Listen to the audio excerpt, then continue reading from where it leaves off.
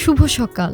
আজ বুধবার ৯ জুলাই ২০২৫ খ্রিস্টাব্দ, ২৫শে আষাঢ় ১৪৩২ বঙ্গাব্দ, ১৩ই মহররম ১৪৪৬ হিজরি। ১৭৮৬ সালের আজকের এই দিনে জন্মগ্রহণ করেন ভাস্কর রুডলফ শ্যাডো। তিনি ছিলেন বিখ্যাত ভাস্কর জোহান গটফ্রিড শ্যাডোর ছেলে। রুডলফ শ্যাডো নিও ক্লাসিক্যাল ধারার একজন গুরুত্বপূর্ণ ভাস্কর হিসেবে পরিচিত। তিনি তার কর্মজীবনের বেশিরভাগ সময় রোমে অতিবাহিত করেন। তার অন্যতম বিখ্যাত কাজগুলো হল অ্যাকিলেস উইথ দ্য বডি অফ প্যান্থেসেলিয়া। এই কাজটি তিনি রোমে থাকাকালীন করেছিলেন।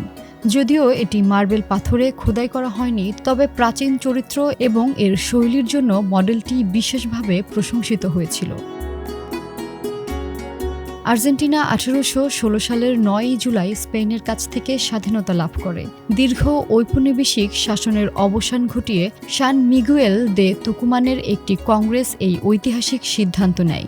এর ফলে লাতিন আমেরিকার ইতিহাসে একটি নতুন অধ্যায়ের সূচনা হয় এবং আর্জেন্টিনা একটি স্বাধীন রাষ্ট্র হিসাবে আত্মপ্রকাশ করে। প্রতিবছর ৯ জুলাই পালিত হয় আন্তর্জাতিক ফ্যাশন দিবস।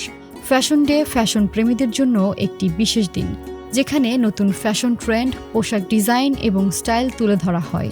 এই দিনে ডিজাইনাররা তাদের সৃজনশীলতা প্রদর্শন করেন এবং ফ্যাশন ইন্ডাস্ট্রি একত্রিত হয়।